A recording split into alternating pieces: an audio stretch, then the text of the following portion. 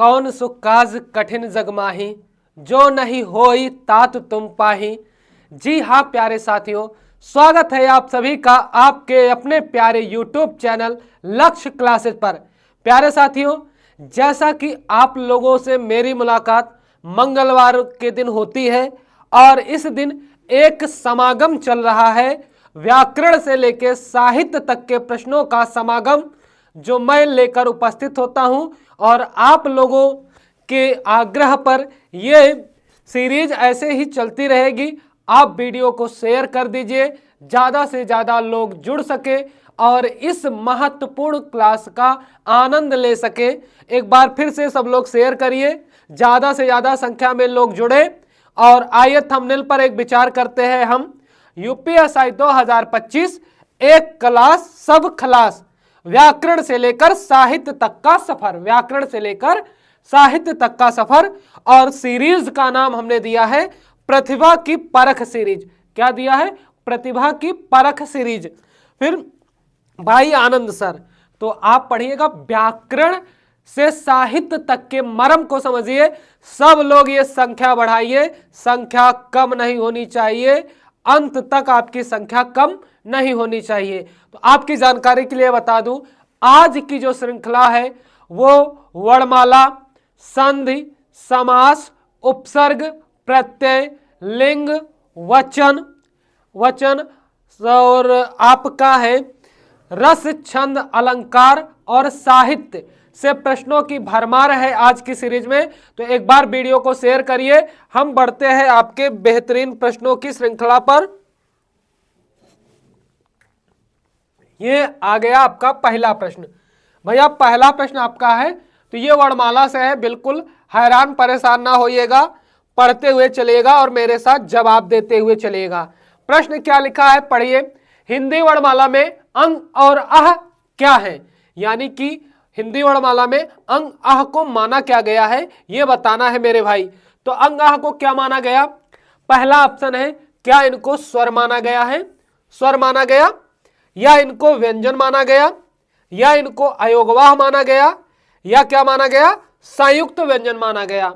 तो मैं आपकी जानकारी के लिए अपना उत्तर दूं उससे पहले कमेंट में छप छप के आ रहे हैं सबके उत्तर सही हैं और लिख क्या रहे हो अयोगवाह।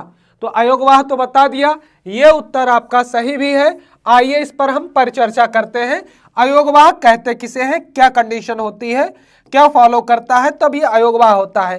भैया देखिएगा अयोगवाह कैसे बना है, ये आपका आ और उसके बाद योग शब्द है, योग के साथ क्या है वाह शब्द है।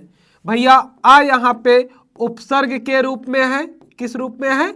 उपसर्ग के रूप में है। और योग क्या है? ये मूल शब्द है। क्या है मेरे भाई? ये मूल शब्द है। और वाह शब्द यहाँ पे प्रत्यय के रूप में लगा हुआ है। मैं आपकी जानकारी के लिए यहाँ पे थोड़ी सी और चर्चा करना चाहूँगा, चर्चा सुनिएगा। उपसर्ग क्या होते हैं? कह दोगे गुरुजी ये शब्दांश होते हैं। क्या होते हैं? शब्दांश होते हैं। मूल शब्द हुआ और प्रत्यय क्या होता है? यह भी आपका शब्दांश होता है। भैया उपसर्ग जो है मूल शब्दों के पहले लगता है। कहाँ पे? ये पहले लगता है, ये मूल शब्दों के बाद में लगता है या पीछे लगता है। और आ का अर्थ मैं आपको बता दूं, आ का अर्थ क्या होता है? नहीं होता है। और यह हिंदी भाषा का उपसर्ग है। किस भाषा का है? हिंदी भाषा का उपसर्ग है। तो अब इसके शब्द पर हम चर्चा करेंगे। कहेंगे आ माने नहीं, योग माने जोड़, वाह माने ढोना या वहन करना। यहाँ पे वहन करना हम लिख सकते हैं वहन करना, या देशज भाषा में ढोना। यानी कि जो बिना सहारे के वाहन नहीं किए जा सकते उनको हम अयोगवाह कहते हैं।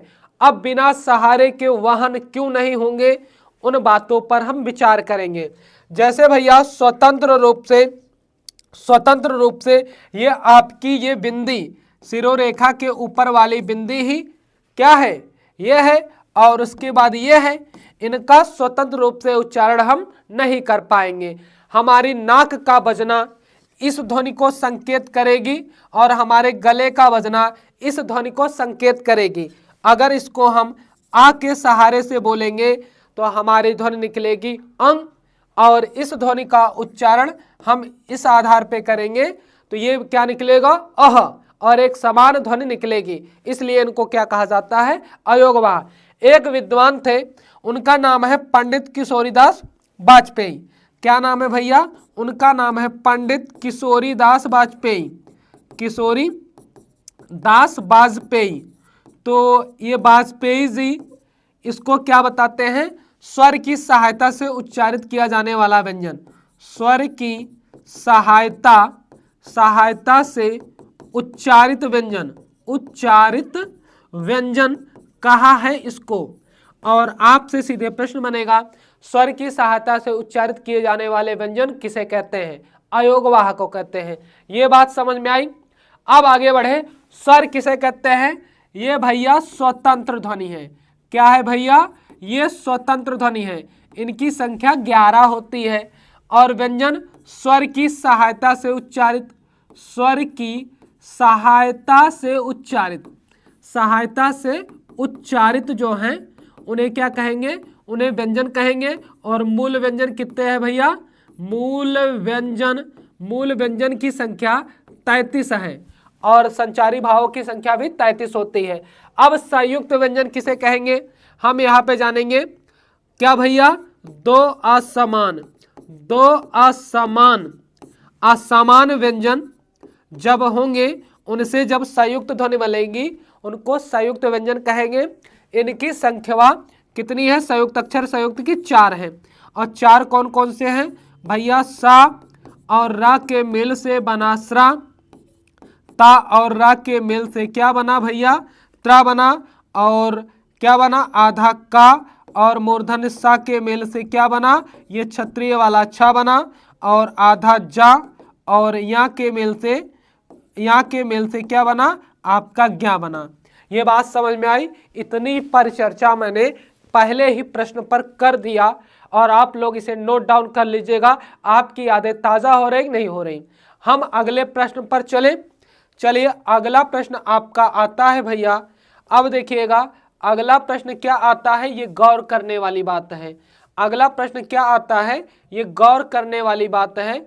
आया निम्न में से कौन सा व्यंजन संघर्षी है, कौन सा व्यंजन संघर्षी है। पहली बात तो ये जानेंगे संघर्षी कहते किसे हैं भैया, संघर्षी कहते किसे हैं। तो अब देखिएगा संघर्षी किसे कहेंगे, जैसे हमारी ये स्वर तंत्रिया यही गले में स्थित है, तो गले में स्थित है। जब हम ध्वनि निकालने लगे तो मुख के भीतर अगर अवरोध हो यानी कि रुकावट आए तो उन्हीं रुकावट को पार करके जब ध्वनि बाहर निकलती है तो उन्हीं रुकावटों को पार करने की अवस्था को क्या कहते हैं, संघर्ष कहते हैं। और इनसे बने हुए व्यंजनों को संघर्षी कहते हैं। तो हमारे समक्ष 4 ऑप्शन दिए गए हैं। चारों में से हम ये देखते हैं कि यहाँ पे संघर्षी व्यंजन किनके बोलने में हमारे मुख के भीतर घर्षण होता है या अवरोध आता है। जैसे भैया हम झ बोले, ठा बोले, हा बोले और माँ बोले, तो यहाँ पे देखिएगा हम बोल रहे हैं झ, ठ, ह और म। तो इनकी अपेक्षा सबसे ज्यादा घर्षण हा में हो रहा है, क्योंकि क्या होता, ऊष्म या संघर्षी व्यंजन, ऊष्म या संघर्षी व्यंजन के अंतर्गत हा आता है। एक संशय आप लोगों के दिमाग में होगा, क्योंकि क्या होता है, एक बात आ जाती है भैया स्पर्श संघर्षी की, किसकी, स्पर्श संघर्षी। और स्पर्श संघर्षी के अंतर्गत आपका चा, छा, जा और झा ये आता है, ये चारों। तो इसलिए झा जो है आपका स्पर्श संघर्षी है। और हा के बारे में अगर बात करें, इसको स्वर यंत्र कहते हैं भैया, स्वर यंत्र कहते हैं। और क्या कहते हैं, अलिजिह्वा कहते हैं, अलिजिह्वा कहते हैं, अलिजिह्वा भी कहते हैं। और माँ की बात करें, माँ आपका कैसा वर्ण है, माँ आपका कैसा वर्ण है, ये भैया ओष्ठ है। क्योंकि इसका स्वतंत्र रूप ओष्ठ है, ओष्ठ से उच्चारित होता है। ओष्ठ के अलावा ये पंचमा अक्षर है। क्या है? पंचमा अक्षर है, क्योंकि पा फा बा भा मा पांचवा अक्षर, हर वर्ग का पांचवा अक्षर पंचमा अक्षर कहलाएगा। और इसको भैया अनुनासिक अनुनासिक अनुनासिक व्यंजन भी कहेंगे, अनुनासिक व्यंजन भी कहेंगे, क्योंकि इसमें नाक बाद में क्रियाशील होती है। अब यहाँ पे ये क्या है? ये मूर्धा है भैया। क्या है? ये मूर्धा से बोला जाता है। बात क्लियर है? इतनी बात आपको हमने बता दिया। चलिए अगले प्रश्न पर चले। अगला प्रश्न आपका आ गया, इनमें से कौन संयुक्त व्यंजन नहीं है? सबका उत्तर सही आएगा, संयुक्त व्यंजन नहीं है। अब भैया छात्र ज्ञा, तो आपके जानकारी के लिए बताऊं, यही फा नहीं है। अब ज्ञा कैसे बना? आधा जा और पूरा या से बना। और त्रा कैसे बना? आधा ता और रा से बना। और छा कैसे बना? आधा का और पूर्धा मूर्धन्य सा से। और एक संयुक्त अक्षर और आ जाता है, जैसे भैया हम स्रा बोले, आधा तालब्बी सा और रा से बनता है, आधा तालब्बी सा और रा से बनता है। बात क्लियर है? और फा कैसा है? फा आपका ओष्ठ व्यंजन है। कैसा है भैया? ओष्ठ है। इसका उच्चारण ओष्ठ से किया जाता है। बात समझ में आई? चलो आगे चलते हैं अगले प्रश्न पर। निम्नलिखित व्यंजनों में से कौन सा संयुक्त व्यंजन नहीं है? कौन सा संयुक्त व्यंजन नहीं है? अब यहाँ पे बात फिर देखो, वही बात किया भैया, इसको तो मैंने बता दिया, इसको बता दिया, इसको यही नहीं होगा। और ये कैसा है? ये क्या है भैया? ये आपका ऊष्म या संघर्षी व्यंजन बोला जाएगा। ऊष्म या संघर्षी बोला जाएगा। इनकी संख्या 4 होती है। क्या होती है? 4 होंगे। क्या आएगा? ये तीनों सा आएगा, तीनों सा के अलावा हा आएगा। ये आएंगे चारों। कितने आएंगे? ये चारों आएंगे। चलो आगे चलते हैं अगले प्रश्न पर। निम्न में से कौन सा व्यंजन स्पर्श संघर्षी है? भैया स्पर्श संघर्षी कहते किसे हैं? पहले ये समझो कि जब ध्वनि निकलते हुए मुख के भीतर हमारी जीभ किसी विशेष भाग को स्पर्श करती है तो उसे उन व्यंजनों को स्पर्शी कहते हैं। और बोलने में स्पर्श के साथ रुकावट भी आए, अवरोध भी आए और उसे पार करे तो उसे स्पर्शी भी कहते हैं। क्या कहते हैं? संघर्षी भी कहते हैं। तो स्पर्श संघर्षी क्या है भैया? जा, रा, हा और शा। ये तो नहीं है। ये क्या है? ये आपका ऊष्म या संघर्षी है। और ये भी ऊष्म या संघर्षी है। इसको काकल्य व्यंजन भी कहते हैं। क्या कहते हैं? काकल्य व्यंजन। रा को क्या कहते हैं मेरे भाई? लुंठित कहते हैं या लोढ़ित कहते हैं, लोढ़ित कहेंगे। और प्रकंपित, प्रकंपित भी कहेंगे। ठीक है, यही जा है आपका। जा है, चा छा जा झा, 4 होते हैं। जा होगा। चलो आगे चलते हैं। अब बहुत बढ़िया प्रश्न आया, इस पर स्टार बना लीजिएगा। ये डबल स्टार वाला प्रश्न है। कैसा है? ये डबल स्टार वाला, ये डबल स्टार वाला प्रश्न है। हिंदी शब्दकोश में छा का क्रम किस वर्ण के बाद आता है? तो भैया यहाँ पे जानिएगा, आप कभी भी छात्र ज्ञा वाले क्रम पे ना चलिएगा। जिन आधे अक्षर से बने हैं उन्हीं आधे अक्षर के बाद उनका क्रम आता है। जैसे क और छा, त्रा और ज्ञा दिया है। यहाँ पे एक त्रुटि है, यहाँ पे हलंत होना चाहिए था। क्या होना चाहिए था? हलंत होना चाहिए, क्योंकि भैया आधा का और शा के मेल से बना है छा ना, तो यही होगा। आधा का के बाद ये आएगा। अगर ऐसे आपसे त्रा के बारे में पूछ ले तो ये आधा ता के बाद आएगा। और अगर ज्ञा के बारे में पूछ ले तो ये आधा जा के बाद आएगा, जा के बाद आएगा। और अगर स्रा के बारे में पूछ ले तो ये आधा सा के बाद इसका क्रम आएगा। शब्दकोश में, वर्णमाला में नहीं, शब्दकोश में। बात क्लियर है?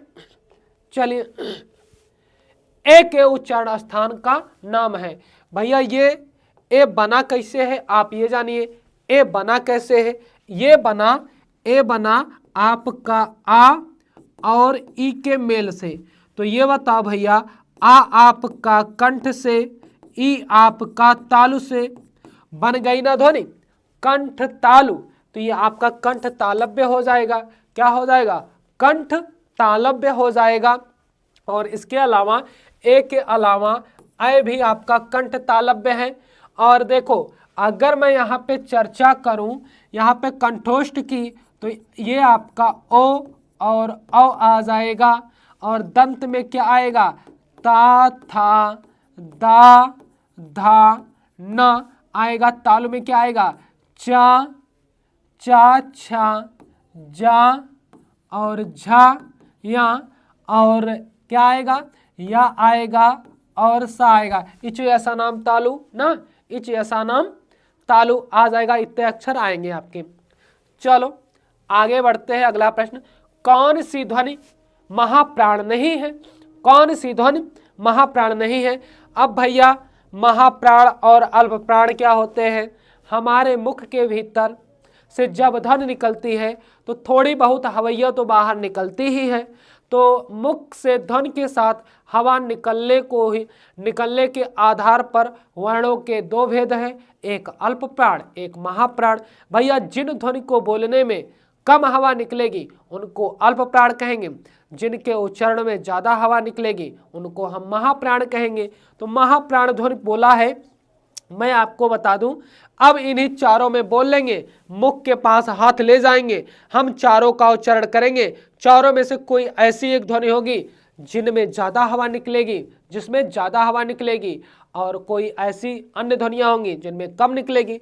हम बोलते हैं ख और बोलेंगे घ ज झ, ख घ ज झ। तो अब यहाँ पे बताओ, और ये बताना है महाप्राण ध्वनि नहीं है।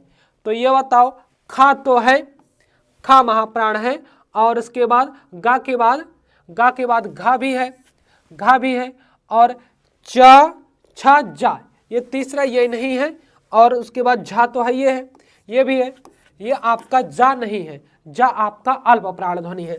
क्या है भैया, ये अल्प प्राण ध्वनि है, अल्प प्राण ध्वनि होगी। चलिए आगे चलते हैं अगले प्रश्न पर। निम्न में से कौन सा व्यंजन पार्श्विक व्यंजन है। यह बहुत पूछा गया प्रश्न है।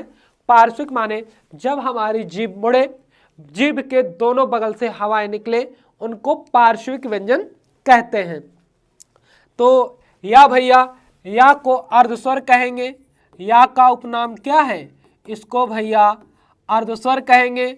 और सा क्या है, ये भैया तालु से बोला जाता है, तालु से, और उसमें या संघर्षी कहेंगे, ठीक है। और ला को ही पार्श्विक कहते हैं, ला को पार्श्विक कहते हैं। झा आपका भैया तालु से बोला जाने वाला शब्द है, तालु से बोला जाने वाला शब्द है, ठीक है। और स्पर्शी है, ये आपका क्या है, इसे आपने ऊष्म माना या संघर्षी, और इसे क्या माना, स्पर्शी माना। स्पर्शी को ही वर्गीय कहते हैं, क्या कहते हैं, वर्गीय कहते हैं, स्पर्शी को ही वर्गीय कहते हैं। चलिए आगे चलते हैं अगले प्रश्न पर। भैया बहुत बढ़िया प्रश्न आ गया। अब संधि वाले अध्याय पे चलते हैं हम। और संधि वाला अध्याय क्या कलाकारी करता है, संधि वाला अध्याय क्या कलाकारी करता है, ये कर रहा है भैया, ध्यान से सुनिएगा, ध्यान से सुनिएगा कि दो निकटवर्ती वर्णों के मेल से होने वाले विकार या परिवर्तन को संधि कहते हैं। क्या कहते हैं, संधि कहते हैं। आपको एक छोटी सी बात यहाँ पे याद करना है कि जैसे देखिएगा, यहाँ पर मैं यहाँ पे क्या लिखूं भैया, यहाँ पे लिखूं मैं, यहाँ पे एक छोटा सा शब्द लिखूं, और शब्द कैसे लिखूं, मैं यहाँ पे लिख रहा हूँ भैया, यहाँ पे मैंने लिखा श्री, और श्री के बाद हमने क्या लिखा, यहाँ पे लिखा भैया ईस। तो यहाँ पे बड़ी ई मिला, क्योंकि ये बड़ी ई है, और बड़ी ई के बाद बड़ी ई मिला, दोनों मिलकर बड़ी ई हो गए, और मानक मात्रा ये लगी, शब्दवा आपका क्या बन गया, आपका बन गया शिरीष। और देखो श्री माने होता है लक्ष्मी, श्री माने क्या होता है, लक्ष्मी, और ईश माने पति या स्वामी, पति या स्वामी। तो लक्ष्मी के स्वामी यानी कि विष्णु की पर्यायवाची, और ये बड़ी ई मिलकर क्या बने, बड़ी ई। तो इन्हीं के मिलने से जो परिवर्तन होगा उसी को क्या कहेंगे, संधि कहेंगे। तो यहाँ पे आपका शब्द क्या बन गया भैया, शिरीष, यानी कि विष्णु की पर्यायवाची। दिया गया है उज्ज्वल के 4 संधि विच्छेद दिए गए हैं, सही का चयन कीजिए। क्या उज धन ज्वल होगा, नहीं होगा, उत्धन ज्वल होगा या उद्धन ज्वल होगा या उत्धन ज्वल होगा, ये भी नहीं होगा, ये भी नहीं होगा, और होगा क्या बी वाला, क्योंकि ता का परिवर्तन जा में। नियम क्या कहता है, यदि आधा ता के बाद जा या झा वर्ण आए तो उस आधा ता का परिवर्तन आधा जा में हो जाता है। और ये शुद्ध वर्तनी है। क्या है भैया, ये शुद्ध वर्तनी भी है। किसमें है, शुद्ध वर्तनी, याद रखिएगा। चलिए आगे चलते हैं अगले प्रश्न पर। भैया ये बहुत बढ़िया प्रश्न, उसमें व्यंजन संधि था, ये प्रत्येक में संधि होगी। अब भैया प्रत्येक शब्द में आपको संधि बताना है। अब बताइए कि वृद्धि संधि होगा, यड़ संधि होगी या स्वर संधि होगी या व्यंजन संधि। मैं आपको बताऊं, संधि के मुख्यतः 3 भेद। अगर स्वर का स्वर से मेल हो और उसके बाद परिवर्तन हो उसे स्वर संधि, स्वर का व्यंजन व्यंजन से, व्यंजन का स्वर से, व्यंजन का व्यंजन से मेल हो तो उसे क्या कहेंगे, उसे व्यंजन संधि कहेंगे। अब यहाँ पे क्या हुआ है, तो यहाँ पे भैया क्या करेंगे, हम तोड़ कर देख लेंगे। यहाँ पे हुआ प्रतिधन 1, क्या लिखा गया भैया, प्रतिधन 1। यहाँ से मेरे भाई छुट्टी ई मिला और यहाँ से ए मिला, दोनों मिलकर क्या बन गए, ये बन गया। तो अब ये बताइए शब्द आपका प्रत्येक बना, प्रत्येक में आपका यड़ संधि होगा। क्या होगा, यड़ संधि होगा। नियम क्या कहता है, यदि छोटी ई बड़ी ई, छोटा ऊ बड़ा ऊ, री और लिरी के पश्चात कोई असमान स्वर आए तो उनसे होने वाले परिवर्तन को यड़ संधि कहते हैं। यारा लावा ना यावा राला में परिवर्तन हो जाता है। ठीक है, चलो आगे बढ़ते हैं। प्रत्येक का संधि विच्छेद होगा, ये तो अभी बता के ही आए, है ना। तो यहाँ पे क्या होगा, प्रतिधन 1 होगा मेरे भाई, प्रतिधन 1 होगा। चलो आगे बढ़ते हैं। एकदम दमदारी से लगे रहिए भाई, दमदारी से लगे रहिए, क्योंकि कोशिश करने वालों की कभी हार नहीं होती। तो एकदम देखो, यहाँ पे कुछ रखा उखा नहीं है, आप जानते हो। तो चाहे पढ़ने वाला हो या पढ़ाने वाला, वही हाल है। अपाहिज व्यथा को सहन कर रहा हूँ, अपाहिज व्यथा को सहन कर रहा हूँ, तुम्हारी कहन थी कहन कर रहा हूँ। ये दरवाज़ा खोलो तो खुलता नहीं है, ये दरवाज़ा खोलो तो खुलता नहीं है, इसे तोड़ने का जतन कर रहा हूँ। अपाहिज व्यथा को सहन कर रहा हूँ, तुम्हारी कहन थी कहन कर रहा हूँ। तो इसी सोच के साथ आगे बढ़िएगा। बढ़िया प्रश्न, गह धन चरत की संधि विच्छेद। अब बताओ भैया, अगर विसर्गवा के बाद चा आएगा तो परिवर्तन किसमें होगा, तालव्य सा में होगा। तो यही सी वाला विकल्प हो तो आपका सही होना चाहिए। कौन सा, सी वाला विकल्प आपका सही होना चाहिए। विसर्ग का तालव्य सा में परिवर्तन। जैसे क्या करेंगे, हम एक शब्द करेंगे, हम करेंगे निधन चय, निधन चय बराबर क्या हो जाएगा, हमारा हो जाएगा निश्चय। हम भैया क्या करेंगे, निधन, निधन छल, क्या हो जाएगा, निश्चल, क्या हो जाएगा, निश्चल, ये हो जाएगा। अब भैया एक शब्द और करेंगे, दूधन चरित, दूधन हाँ चरित, क्या हो जाएगा, दुश्चरित, दुश्चरित, दुश्चरित हो जाएगा, ये शब्द हो जाएगा। ठीक है, चलो आगे आगे चलते हैं। निष्काम का संधि विच्छेद होगा। तो ये बताओ, पहले तो ये बताओ निष्काम का संधि विच्छेद क्या होगा, निधन काम, है ना, और निषधन काम, निषधन काम, निधन काम, निषधन काम या निषधन काम। ये निधन काम होगा क्योंकि विसर्ग का मूर्धन्य में परिवर्तन, विसर्ग का मूर्धन्य में परिवर्तन और विसर्ग का तालव्य में परिवर्तन, विसर्ग का मूर्धन्य में परिवर्तन, ये आपका विसर्ग संधि का ही नियम है। चलो आगे बढ़ते हैं। अगला प्रश्न, मदोन्मत्त का संधि विच्छेद होगा। अब यहाँ पे क्या होगा, मदोन्मत्त क्या होगा भैया, मदन धन उन्मत्त बिल्कुल नहीं, मदोधन उन्मत्त बिल्कुल नहीं, मद धन उन्मत्त ये होगा। और विसर्ग का ओ में परिवर्तन, विसर्ग का ओ में परिवर्तन, बात क्लियर है। विसर्ग का ओ में परिवर्तन। चलिए, वीरोचित का संधि विच्छेद होगा। वीरोचित का संधि विच्छेद क्या होगा, जल्दी से बताइएगा। क्या वीर धन उचित होगा, या वीर धन औचित होगा, या वीरा धन चित होगा, वी धन उचित होगा? तो क्या होगा भैया, वीर धन उचित होगा मेरे भाई, वीर धन उचित होगा। और इसमें कौन सी संधि होगी आप जानिए, छोटा आ छोटा उ मिलके ओ बना है आपका गुण संधि, यानी कि सूत्र क्या है, आद गुणः, आद गुणः। सिरोरेखा के ऊपर ए और ओ की मात्रा, गुण संधि की पहचान। चलिए आगे बढ़ते हैं भैया, दिक धन गज की संधि है, दिक धन गज की संधि है, क्या है भैया? तो यहाँ पे क्या होगा, आधा का परिवर्तन आधा गा में क्या कहता है, वर्गीय व्यंजन के पहले अक्षर का परिवर्तन उसी वर्ग के तीसरे में कब होता है, जब उसके बाद पंचमाक्षर को छोड़कर कोई सघोष वर्ण आए तो क्या हो जाएगा, दिग्गज हो जाएगा। क्या हो जाएगा, दिग्गज हो जाएगा, सही है, दिग्गज। चलिए आगे चलते हैं अगले प्रश्न पर। अनवीक्षा का संधि विच्छेद है, अनवीक्षा का संधि विच्छेद है भैया, क्या होगा, क्योंकि वह बना है तो पहले उ मिलेगा।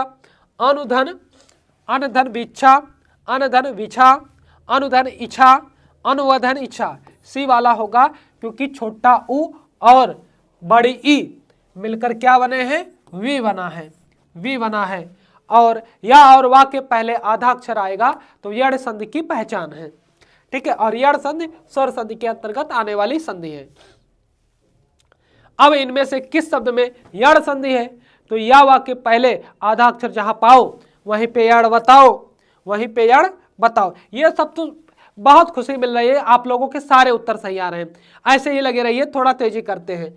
तो भैया ये देखो दंतौष्ठ, यहाँ पे तो क्या होगा, यहाँ पे तो दोहरी मात्रा, यहाँ पे वृद्धि बता दो, और यहाँ पे हाँ दिव्यागम और मदोन्मत, यही तो होगा, यही तो होगा। विसर्ग लगा विसर्ग संधि, ये भी नहीं होगा, ये भी विसर्ग संधि, ये भी, ठीक है। तो आपका क्या होगा, क्या होगा, आपका दिव्यागम, ये होगा यड़ संधि का उदाहरण।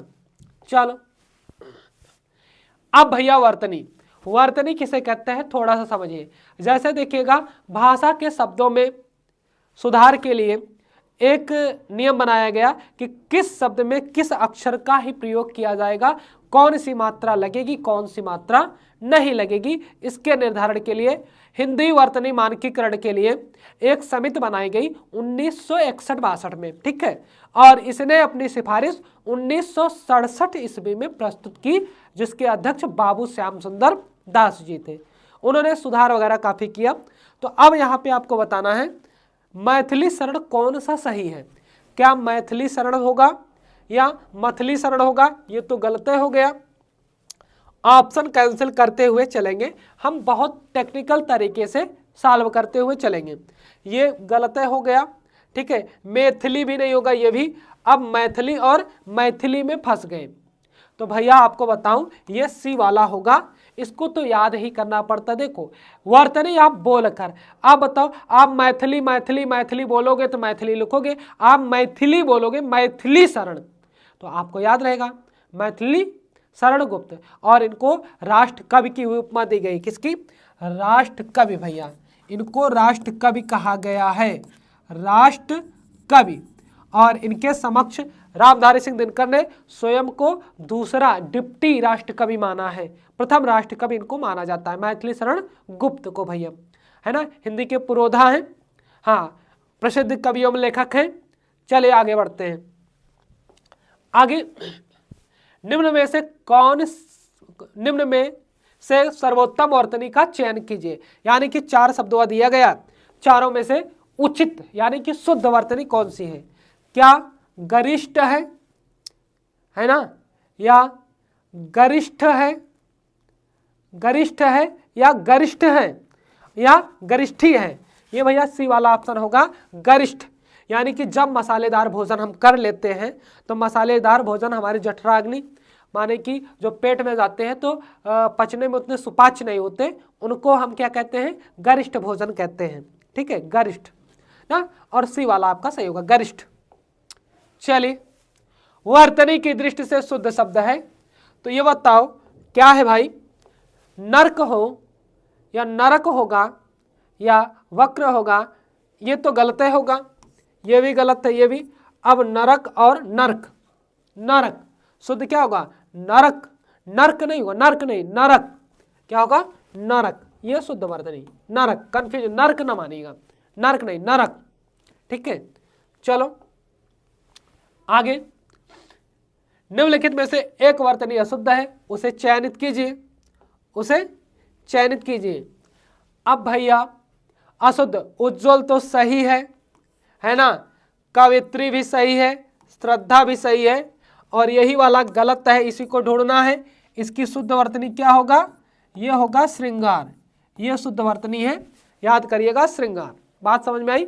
और कवित्री का लिंग परिवर्तन क्या करेंगे, कवि का स्त्रीलिंग होता है कवित्री, कवित्री। और हिंदी की प्रथम कवित्री, प्रथम कवित्री जानिएगा, प्रथम कवित्री, हिंदी की प्रथम कवित्री मीराबाई, क्या, मीराबाई जी हैं, हिंदी की प्रथम कवित्री मीराबाई जी हैं।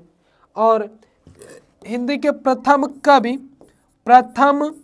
कवि सरहपा जी हैं, सरहपा जी हैं, ठीक है। चलो आगे चलते हैं अगले प्रश्न पर। निम्नलिखित में से एक वर्तनी अशुद्ध है, कौन सी वर्तनी अशुद्ध है आप बताइएगा। हाँ भैया ये बताइएगा। हाँ, शुश्रूषा, सशुरसा, वेशभूषा या मनीषा। अब बताओ, यही वर्तनी आपकी अशुद्ध है, और ये सही है, वेशभूषा भी सही है, मनीषा। शुश्रूषा माने क्या होता है, अच्छी तरह देखभाल, क्या कहते हैं, अच्छी तरह देखभाल, अच्छी तरह देखभाल को क्या कहते हैं, शुश्रूषा कहते हैं, प्रेम में रहकर देखभाल करना। चलिए, वेशभूषा माने पहनावा, मनीषा माने, मनीष माने विद्वान, मनीषा माने उसी का स्त्रीलिंग होता है विदुषी। चलिए, इनमें से शुद्ध वर्तनी का शब्द है। अब भैया बहुत ही बढ़िया प्रश्न है, कई बार एग्जाम में आया, और एसएससी जीडी के एग्जाम में कई बार आया, यूपीपी में, आरओ के पेपर में आया। बताओ, अनधिकृत होगा, अनाधिकृत होगा, अनधिकृत होगा या अनधिकृत होगा, इसको तो हम पहले कैंसिल कर सकते हैं। और ये भी गलत है भैया, ये भी, क्योंकि अनधिकृत होगा, क्या होगा, ये डी वाला विकल्प, अनधिकृत, अनधिकृत, अनाधिकृत बोलते हैं तभी तो लिखते हैं, बोल कर वर्तनी सीखिए, अनधिकृत। क्लियर है। चलो भैया आगे चलते हैं। निम्नलिखित में से कौन सी शुद्ध वर्तनी है। अब बताओ भैया, अंजलि किसे कहते हैं, ये दोनों कर का मिलना ही क्या कहलाता है, अंजलि कहलाता है। तो अंजलि, अंजलि, अंजलि या अंजलि, ये शुद्ध होगा।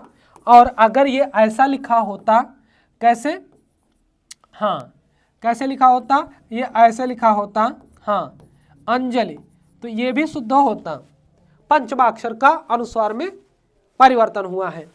चलो आगे, आगे है भैया, शुद्ध वर्तनी का चयन कीजिए। बहुत बढ़िया। अच्छा ये बता, मजा तो आ रहा है, एक एक अध्याय रिवीजन पे लेके चल रहे हैं, कोई दिक्कत नहीं है। क्या अक्षण, अछुड़ या अक्षुण, यानी कि कोई नुकसान, माने कि कोई फेरबदल नहीं होने देंगे, कोई फेरबदल नहीं, माने कि कोई छू नहीं पाएगा, कोई बदलाव कर ही नहीं पाएगा, है ना। अक्षुण रखूंगा, संविधान के अंत में है ये शब्द। निम्नलिखित में से एक वर्तनी शुद्ध है। अब भैया शुद्ध बताना है, क्या अधीन है, ये तो गलत है, इसकी शुद्ध वर्तनी क्या होगा, अधीन होगा। और ये वाला अकंठ सही है, अकस्मात का क्या होगा, अकस्मात छुट्टा, ठीक है। अकांड नहीं होगा, तांडव ऐसा लिखा जाएगा ना, अकांड, अकांड तांडव, अकांड तांडव, अकांड, अकांड नहीं होगा, अकांड, ठीक है। चलो आगे बढ़े। निम्नलिखित शब्दों में से एक वर्तनी शुद्ध है। अब भैया बताओ कौन सा, अब बताओ जाने। अभियांत्रिक गलत होगा, क्योंकि अभियांत्रिक होगा, अत्यधिक नहीं होगा, अत्यधिक होगा। अब सुनो, निरपराध, निरपराधिनी, यही आपकी शुद्ध वर्तनी है, गौर कीजिएगा। हाँ डी वाला, निरोग का क्या होगा, निरोग होगा। और अत्यधिक का क्या होगा? अत्यधिक का क्या होगा? अत्यधिक होगा, अत्यधिक नहीं होगा, अभियांत्रिक नहीं होगा ना, यहाँ पे छोटा आ रहेगा, हाँ अभियांत्रिक ना, अभियांत्रिक, सॉरी अभियांत्रिक होगा, अभियांत्रिक होगा ये, हाँ हाँ अभियांत्रिक, अभियांत्रिक होगा, अभियांत्रिक नहीं होगा, बड़ा नहीं रहेगा। चलो आगे चलते हैं। शुद्ध वर्तनी वाला शब्द है तो क्या होगा? मानवीकरण है ना भैया, और मानवीयकरण, मानवीकरण या मानवीकरण ये सी वाला होगा। और भैया जब एक अलंकार होता है मानवीकरण, जब मानवीय गुणों की उपमा प्राकृतिक तत्वों को दे दी जाती है तो उसे मानवीकरण अलंकार कहते हैं। जैसे उसी तपस्वी के समान थे देवदार दो चार खड़े, उसी तपस्वी के समान थे देवदार दो चार खड़े, या जागी वनस्पतियां अलसाई, जागी वनस्पतियां अलसाई, मुख धोती शीतल जल से, मुख धोती शीतल जल से। और ये दिवस का अवसान समीप था, मेघमय आसमान से उतर रही, दिवस का अवसान समीप था, मेघमय आसमान से उतर रही, संध्या सुंदर परी सी धीरे धीरे।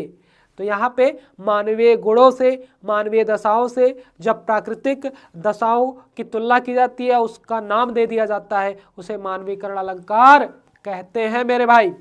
चलो आगे, तद्भव से तत्सम बने सही युग्म का, शब्द युग्म का चयन करें। अब थोड़ी सी तेजी बढ़ाएंगे।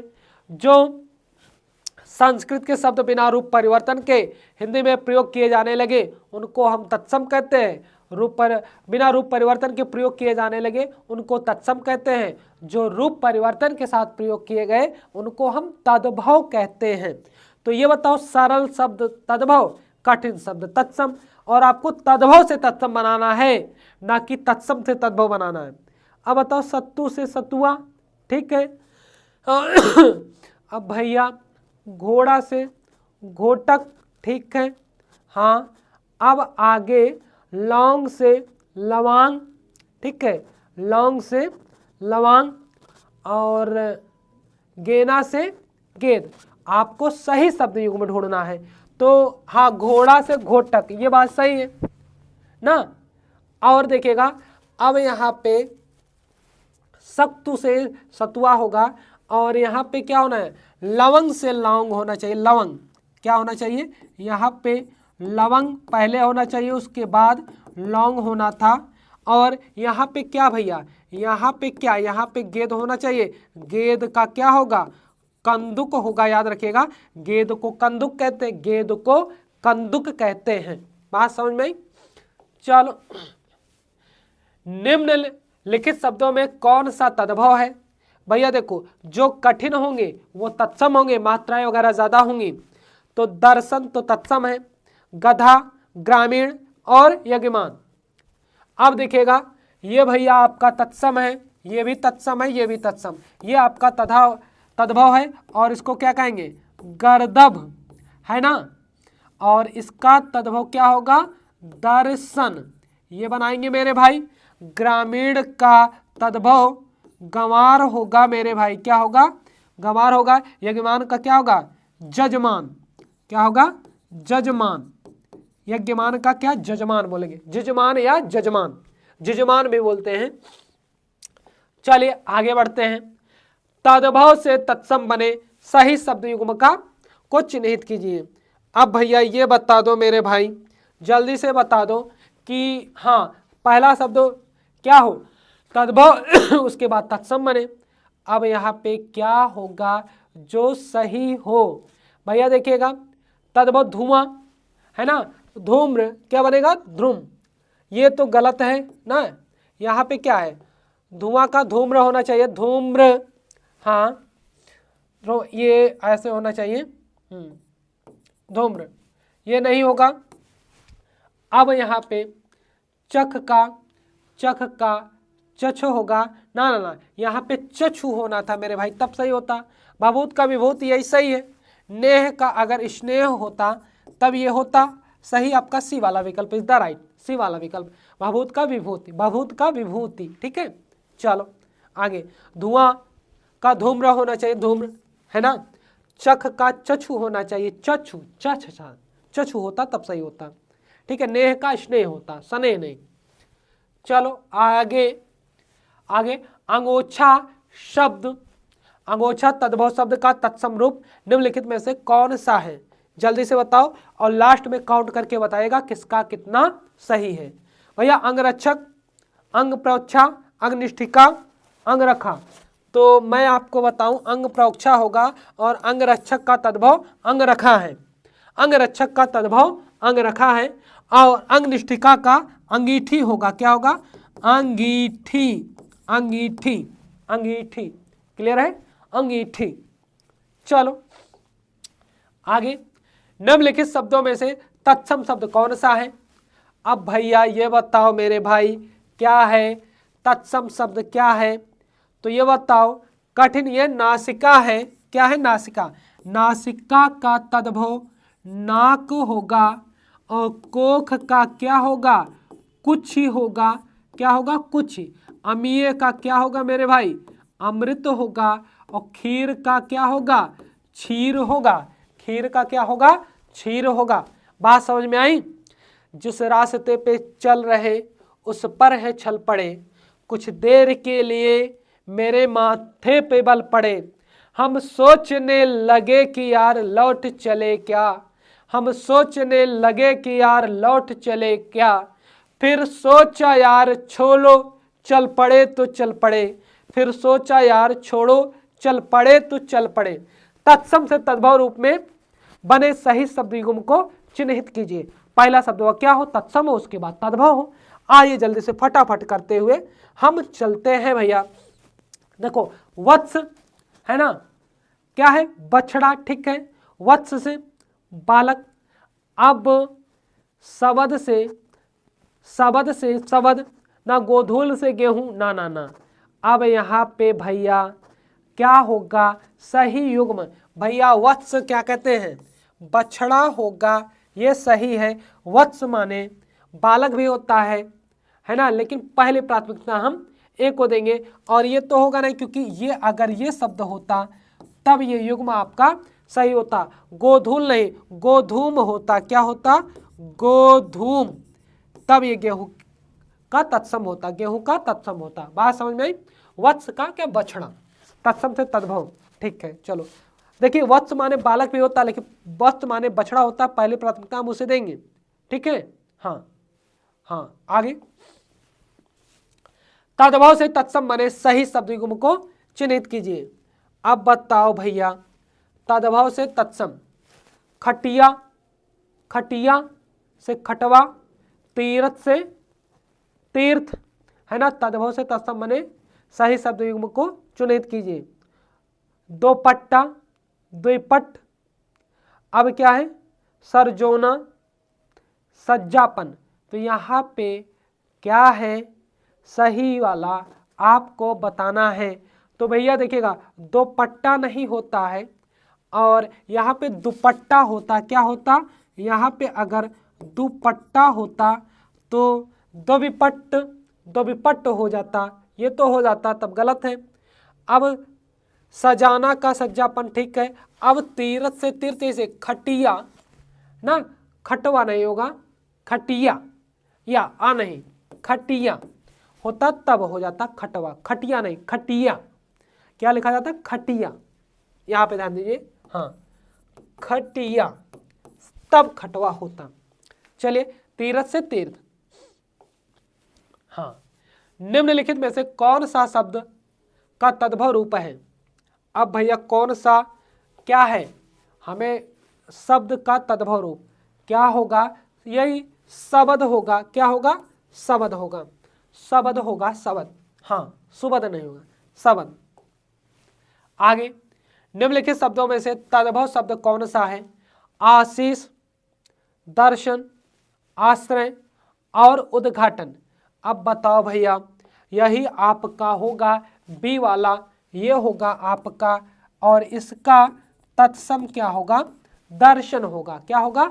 दर्शन होगा। चलिए आगे चलते हैं, आगे हम चले। उद्घाटन का उघाड़ना होगा, है ना। निम्नलिखित शब्दों में से तत्सम शब्द कौन सा है? अब बताओ, तत्सम शब्द हमें पहचानना है, तत्सम शब्द हमें पहचानना है। अब भैया, सुहाग, भाभी, ऋष या मनुष्य? मनुष्य होगा। क्या होगा? मनुष्य होगा। सुहाग का सौभाग्य होगा, सौभाग्य होगा, सौभाग्य होगा, ठीक है, सौभाग्य।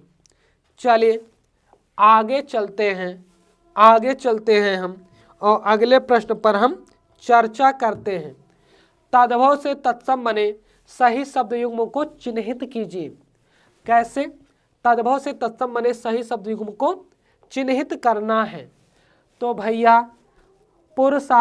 पुरुषार्थ से पुरुषार्थ, भतीजा से भारतृज ना, घी से धृत गलत है, गोंद से क्रोड, कोर्ड है, ये गलत है, ये भी गलत है ना, और ये री की मात्रा होता है, ये भी गलत है।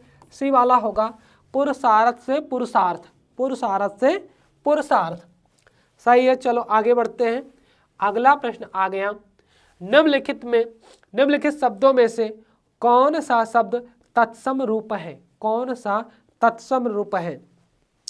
आप जानिएगा कौन सा होगा। भैया, ये आपका क्षेत्र होगा, क्योंकि खेत का तत्सम रूप क्षेत्र है। सियार को क्या कहते हैं? श्रृंगाल कहते हैं, श्रृंगाल कहते हैं। और कचहरी को कृत्य गृह कहते हैं, कृत्य गृह कहते हैं। क्या कहते हैं? कृत्य गृह कहते हैं। चलो आगे भैया, इनमें कौन सा शब्द समूह वाचक प्रत्यय नहीं है? इनमें से कौन सा शब्द समूह वाचक प्रत्यय, शब्द समूह वाचक प्रत्यय नहीं है? अब देखिएगा, अब यहां से इनमें से कौन सा शब्द समूहवाचक प्रत्यय नहीं है? तो अब देखिएगा, जैसे लोग हुआ, गण हुआ, वर्ग हुआ, ये सब तो समूहवाचक प्रत्यय हैं, लेकिन ये प्रेस नहीं है, प्रेस शब्द नहीं होगा भाई।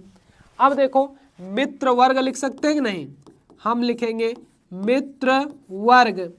और अध्यापक गण, अध्यापक गण, ठीक है, हम लिखेंगे आप लोग। क्या लिखेंगे भैया? आप लोग। ये हो सकते हैं कि नहीं हो सकते? कह दो हाँ गुरुजी, हो सकते हैं। चलो आगे, व्यवस्था से पूर्व कौन सा उपसर्ग लगाएं कि उसका अर्थ विपरीत हो जाए? उसका अर्थ विपरीत हो जाए तो भैया क्या लगाएंगे? आ लगाएंगे। आ का अर्थ नहीं होता है, आ का अर्थ नहीं होता है। ये भैया, ये सब संस्कृत के हैं, संस्कृत भाषा के उपसर्ग हैं। और ये क्या है? ये हिंदी भाषा का उपसर्ग है, हिंदी भाषा का उपसर्ग है ना, अव्यवस्था। और शब्द क्या बन जाता है? अव्यवस्था शब्द बन जाता है, अव्यवस्था। क्लियर है? चलो आगे, निम्न में से किस शब्द में प्रत्यय का प्रयोग हुआ है? अब बताओ, प्रत्यय का प्रयोग हुआ है तो यहाँ पे क्या है? विकल में हुआ है, नहीं हुआ है, अलक में हुआ है, नहीं हुआ, पुलक में हुआ, नहीं, धनिक में हुआ है। क्या? धन धन इक। क्या होगा भैया? धन धन इक बना आपका धनिक। क्या बना शब्द? धनिक बना। क्लियर है? चलो, और अलक माने बाल होता है। अलक माने क्या होता है? अलक माने मेरे भाई बाल होता है, बाल जो सबके पास है, सबके झड़ गए। चलो, निम्न में से किस शब्द में प्रत्यय लगा हुआ है? नागर में लगा है ना? नागर माने क्या होता है? नागर माने चतुर होता है, नागर माने चतुर। और ब्राह्मण को भी कहते हैं, किसको? ब्राह्मण को भी कहते हैं, चतुर को भी कहते हैं। और नटखट को भी नागर कहते हैं। अगर मगर ये तो क्रिया विशेषण है। जादूगर में लगा है मेरे भाई, जादू और गर दो शब्दों से, जादू और गर दो शब्दों से मिलके बना सागर का नहीं। सागर की एक पर्यायवाची जानिएगा, पर्यायवाची जानिएगा सागर का आरणव, क्या है भैया, हाँ आरणव, आरणव जानिएगा, और रत्नाकर, रत्नाकर, आरणव और रत्नाकर याद रखिएगा, ठीक है। आगे किस शब्द में उपसर्ग का प्रयोग हुआ है, किस शब्द में उपसर्ग का प्रयोग हुआ है, उपकार है ना, लाभदायक, पढ़ाई और अपनापन। तो यही उपकार में, लाभदायक में तो क्या है, यहाँ पे हम तोड़ेंगे लाभ और दायक, ठीक है भैया, ठीक है। पढ़ाई में पढ़ धन आई, यहाँ पे मेरे भाई प्रत्यय है, और अपना, अपना धन पन, अपना धन पन जुड़ा है, ठीक है, उपकार में लगा है, ठीक है, उपकार में आपका क्या है, हाँ उपसर्ग है, उपसर्ग शब्दांश है ना, अनुवाद में प्रयुक्त उपसर्ग है, तो क्या है, एकदम साफ है, दिख रहा है ना, क्या करेंगे, अनु है, अनुधनवाद, क्या कर लेंगे, अनुधनवाद, ठीक है, और आ अन और औ ये तो लगा नहीं, ठीक है। चलो, निर्वाह में प्रयुक्त उपसर्ग है, अब यहाँ पे समझना है भैया, यहाँ पे समझना है, नी तो होगा नहीं, यही नहीं होगा, क्योंकि विसर्ग का परिवर्तन, और आपको बता दूं अगर यहाँ पे हलंत होता, यहाँ पे ऐसे हलंत होता तो ये वाला हो जाता, हलंत नहीं है इसलिए नहीं होगा, आपका नहीं होगा, ठीक है, हलंत होता तो हो जाता, ठीक है। चलो, हाँ, हिंदी में कृत प्रत्ययों की संख्या कितनी है, अब ये स्टार वाला प्रश्न है, क्या है, ये डबल स्टार वाला है मेरे भाई, डबल स्टार वाला है, 28, 30, 42, ये नोट पॉइंट भी नोटेड, 42, 42, 42, 42 होंगे।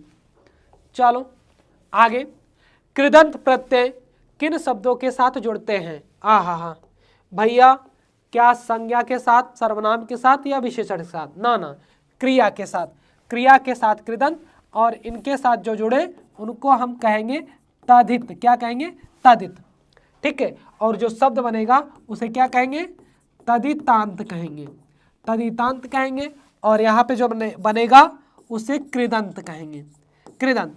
जैसे लिखना एक क्रिया है, लिख में आवट प्रत्यय जोड़े, आवट जोड़े और शब्द बना लिखावट, तो ये हो गया, क्या हो गया, धातु है ना, ये हो गया हमारा प्रत्यय, और ये बना कृदंत, क्या बना, कृदंत। और यहाँ पे क्या लिखा, यहाँ पे मैंने क्या लिखा, अब यहाँ पे कोई ऐसा शब्द लेकर आएंगे और जिनसे हम शब्द बनाएं, लेकिन वो अगर मैंने यहाँ पे लिखा दाढ़ी, दाढ़ी, क्या लिखा, दाढ़ी, और ईयल प्रत्यय जोड़ा, शब्द हमारा दढ़ियल ना, दढ़ियल बना, तो ये आपका तदितांत हो गया, प्रत्यय हो गया, ये शब्द हो गया संज्ञा का। चलो आगे बढ़ते हैं।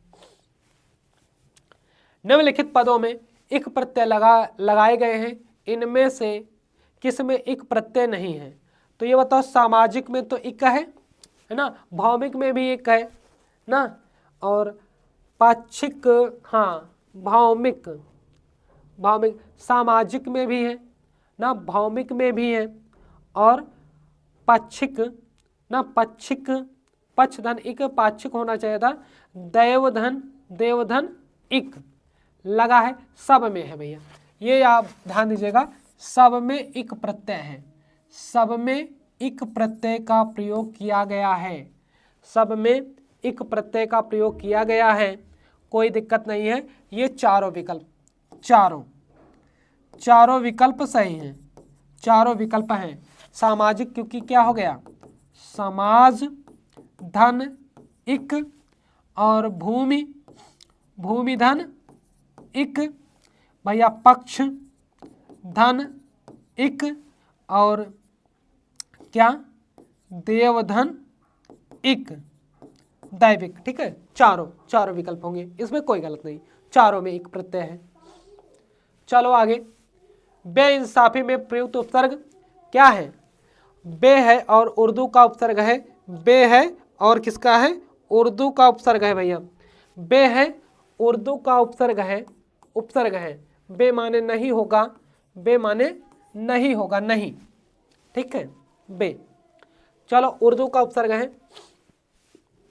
हाँ, अब समास, परस्पर दो पदों को एक साथ ले आना ही क्या कहलाता है? समास कहलाता है। अब कुसुमाकर में समास है। कुसुमाकर में क्या है मेरे भाई? समास बताना है। तो ये बताओ कुसुमाकर तो कुसुमाकर कहते किसे हैं? कामदेव को। बहुब्रीहि होगा, कोई दिक्कत नहीं। जब दोनों पद मिलकर किसी अन्य की विशेषता बताएं उनको क्या कहेंगे? बहुब्रीहि कहेंगे। तत्पुरुष होगा नहीं। आगे, कूपमंडूक में किस समास की योजना है? भैया तो कूपमंडूक एक विशेष माने कि सीमित ज्ञान वाले व्यक्ति के लिए प्रयोग किया जाता है। सीमित ज्ञान वाला व्यक्ति उसे कूपमंडूक बोला जाता है, कुएं का मेढक बोला जाता है। इसलिए ये भी बहुब्रीहि समास होगा। और बहुब्रीहि समास क्या होता है? अर्थ प्रधान। क्या होता है? अर्थ प्रधान। इसलिए इसको समासों का राजा, समासों का राजा, समासों का राजा कहा जाता है। ठीक है, इसमें दोनों पद प्रधान ना होकर किसी अन्य की प्रधानता को बताते हैं। द्वंद्व समास में दोनों पद और तत्पुरुष में दूसरा पद प्रधान होता है। अव्ययी भाव में प्रथम पद प्रधान होता है। ठीक है, इसलिए चलो आगे। धनुर्बाण में किस तरह का समास है? अब बताइए।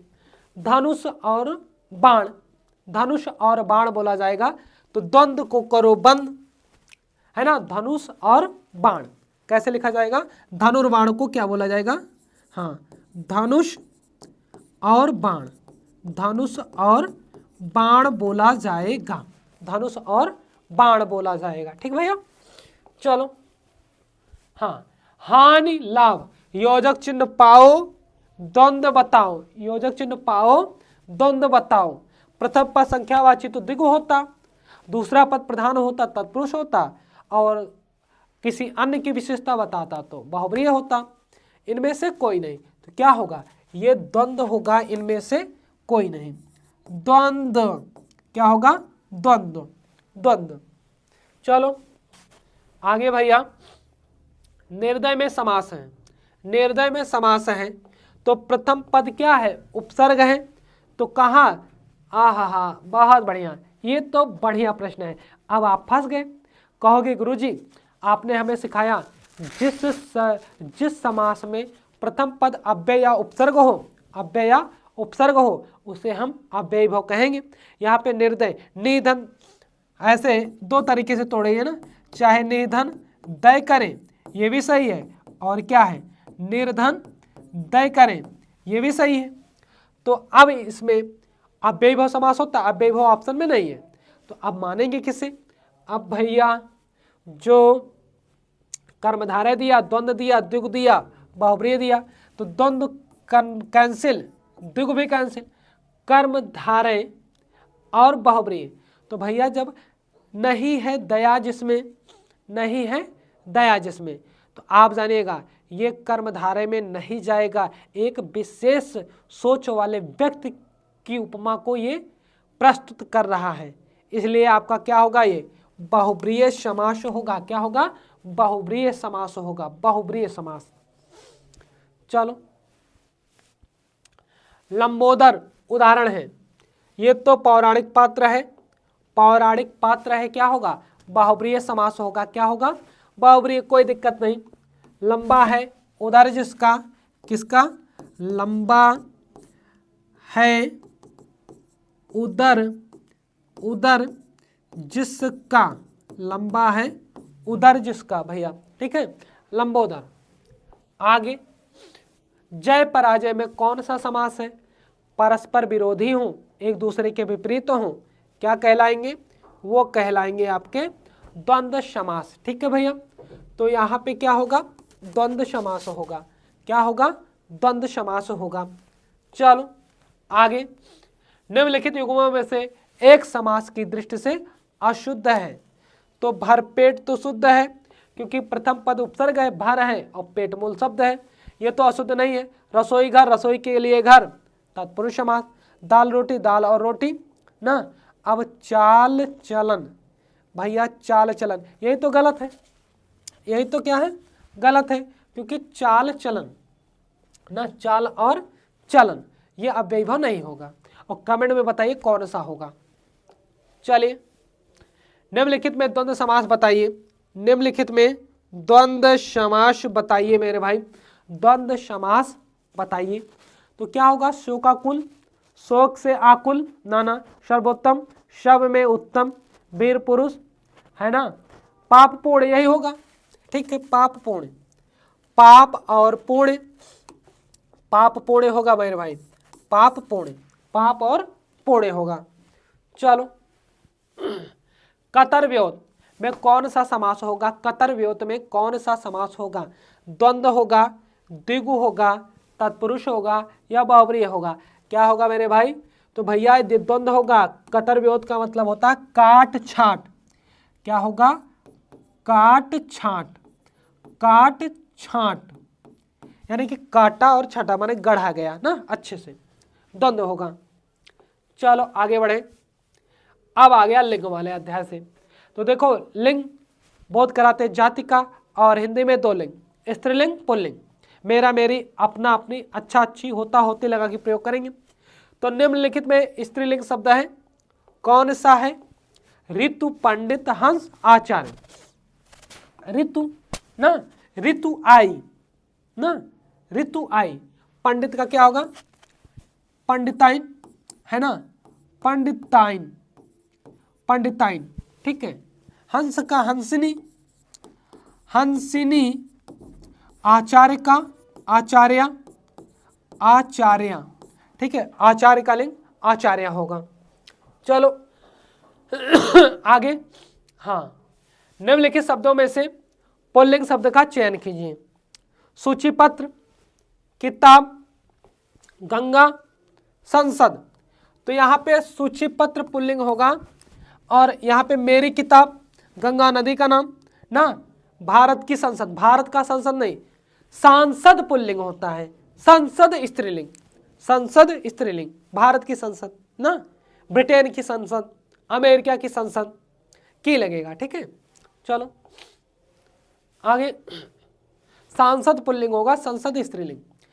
लिंग की दृष्टि से दही क्या है, बहुत ही बढ़िया प्रश्न आ गया भैया। दही ऐसा अपवादित शब्द है जहां पे लगता है ये सारे लिंग में फिट बैठेगा। दही खाया जाता है, दही खाई जाती है, दही जमाया जाता है, दही जमाई जाती है, दही पिया जाता है, दही पी जाती है, दही खट्टा होता है, दही खट्टी होती है, दही मीठा है, दही मीठी है, सारे। लेकिन है क्या, सार्वभौमिक सत्य है, ये पुल्लिंग है। क्या है मेरे भाई, ये पुल्लिंग शब्दवा है, क्या है, पुल्लिंग है। चलो आगे, निम्नलिखित में से पुल्लिंग शब्द कौन सा है, मजा आया, सजा हुई, कजा हुई, रजा हुई। तो ये मजा आया यही होगा, बाकी सजा, कजा, रजा आपके क्या है, स्त्रीलिंग, मजा आया ना, मजा आया, मजा आया, मजा करते हैं, मजा करती नहीं, मजा करते हैं। चलो निम्नलिखित में से स्त्रीलिंग शब्द हैं, चना, चबाया जाता है, अरहर, भैया चना बोया जाता है ना, अरहर, बाजरा, उड़द, भैया अरहर स्त्रीलिंग है। अरहर, अरहर की दाल ना, अरहर, अरहर स्त्रीलिंग है, बाकी चना, बाजरा, उड़द सब पुल्लिंग है। चलो निम्नलिखित में से इकारांत संज्ञा स्त्रीलिंग नहीं है। हा, अब बताओ, इकारांत होना चाहिए। यहाँ पे थोड़ी बातों को हम नजरअंदाज करेंगे, ठीक है। ये चीज ये हटा देंगे, स्त्रीलिंग नहीं है तो देखिएगा, नदी नहीं है, टोपी नहीं है, उदासी नहीं है, पहिया, यहाँ इकारांत, इसको इग्नोर करेंगे नहीं तो आपका उत्तर ही नहीं मिल पाएगा, इसको इग्नोर करेंगे। आपका प्रश्न हो जाएगा, निम्नलिखित में से संज्ञा और बाकी की स्त्रीलिंग नहीं है। तो नदी, टोपी, उदासी ये तो स्त्रीलिंग है, पहिया नहीं होगा, पहिया घूमती नहीं, पहिया घूमता है, ठीक है। इनमें से कौन सा शब्द पुल्लिंग नहीं है, बनावट, छाता, सूर्य अमरूद। बनावट ये स्त्रीलिंग है, उसकी बनावट, चेहरे की बनावट, ठीक है ना, उसका छाता, उसकी छाता नहीं, उसका छाता। सूर्य तो पुल्लिंग ही है, अमरूद है ना, अमरूद मीठी नहीं है, अमरूद मीठा है। कोई छंद, हा, बहुत बढ़िया। अब आएगा मजा। अब जो अंत तक रुके होंगे, जो अंत तक रुके होंगे वो आज बेहतरीन बातों को सीखेंगे, है ना। यहाँ पे हमने लास्ट में रस छंद अलंकार को भी समायोजित कर दिया है मेरे भाई, रस छंद अलंकार को भी समायोजित किया है। इसलिए जो पहले आके भाग जाते हैं वो ये समझ ना पाए कि अंत में हुआ क्या था। ठीक है, चलो आप लोग एक बार फिर से शेयर कर दीजिए। आइए समझते हैं, कोई छंद किसमें विभक्त रहता है भैया? छंद का आशय होता है आच्छादित करने वाला या आनंद देने वाला। तो छंद में क्या चरण होते हैं यानी कि लाइन, यति होती है यानी कि ठहराव, दोनों में ही। ठीक है, दोनों में, हाँ दोनों में होते हैं। कैसे? दोनों में होते हैं। अब कैसे होते हैं ये समझना, ये समझना।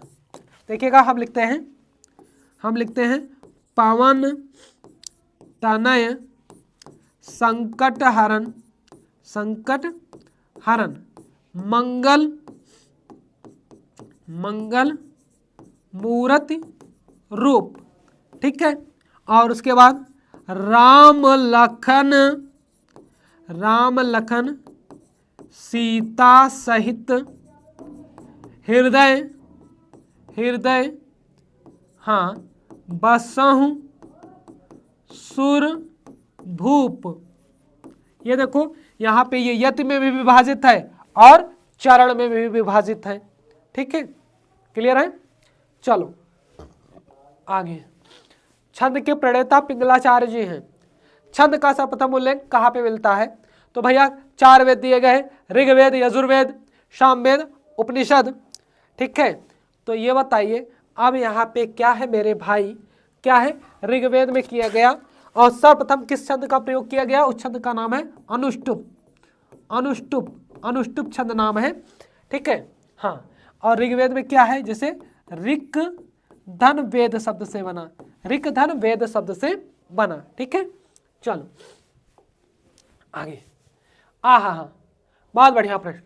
अब यहाँ पे बताओ, जो लोग पढ़े वो बताएंगे।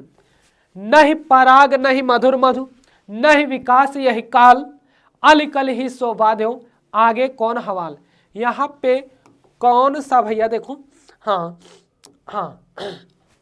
कौन सा छंद होगा?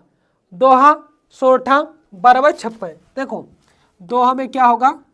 13, 11 और 13, 11।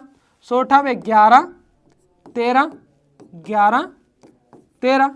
बरवे में 12, 12, 7 और 12, 7। छप्पे क्या है? बिछरऊ ना, हाँ, विषम मात्रिक, छ रोला और उलाला।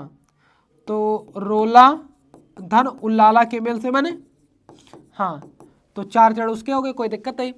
अब यहाँ पे क्या होगा? अगर 13, 11 मिला तो दोहा है, हम गिन लेते हैं। 1, 2, 3, 4, 5, 6, 7, 8, 9, 10, 11, 12, 13। नहीं पराग नहीं मधुर मधु। ठीक है, अब 11 पाना है। 1, 2, 3, 4, 5, 6, 7, 8 है ना, हाँ, 9, 10, 11। तो दोहा तो है, अर्ध सममात्रिक छंद है। अर्ध सममात्रिक क्या है? अर्ध सममात्रिक छंद है। क्लियर है भैया? चलो आगे बढ़े। और बिहारी की पंक्ति है, बिहारी सत सही से ली गई। आगे, निम्न में सममात्रिक छंद कौन सा है? उदाहरण बताओ। सममात्रिक जिनमें 4 चरण हो और चारों चरणों में समान मात्राएं। क्या है? चौपाई है मेरे भाई।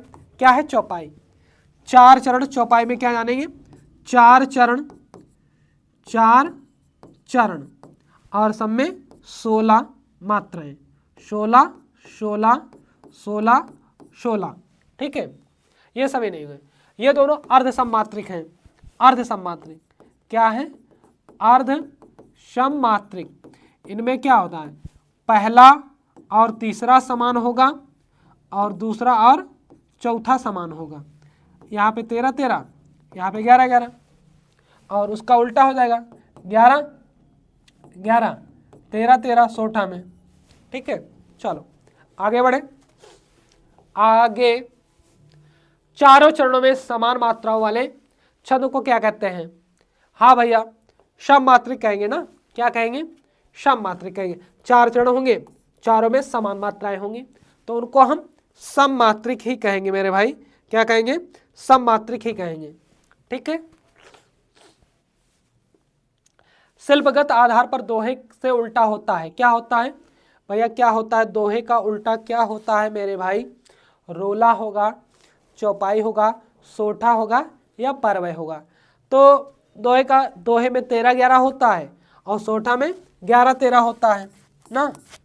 ठीक है। अमल अति उदार, अमल है ना, अकल अतुल अविकार अज अनाद अविगत अलग ना, अमल अति उदार बंदो शिवपद युग कमल, ये होगा। ठीक है। आगे, सुन सिय सत्य आशीष हमारी, पूजे ही मन कामना तुम्हारी। तो क्या है भाई? गिन लेते हैं। 1 2 3 4 है ना, 5 6 7 8 9 10 11 12 13 14 15 16, क्योंकि सत्य इसको संयुक्त अक्षर की वजह से किए, 16 हो गए। ठीक है। चौपाई है। क्या है? चौपाई होगा, चौपाई होगा मेरे भाई, चौपाई। चलो आगे, छंद कितने प्रकार के होते हैं भैया? 3। मात्रिक, वर्णिक, मुक्तक। मात्रिक, वर्णिक, मुक्तक। मात्रिक, वर्णिक, मुक्तक। मात्रिक, वर्णिक, मुक्तक। जिनमें वर्ण गिने जाए वर्णिक, जिनमें मात्रा गिनी जाए मात्रा, और जिसमें कुछ भी ना गिना जाए उन्हें मुक्तक कहते हैं। निज भाषा उन्नतियां हैं, सब उन्नति को मूल।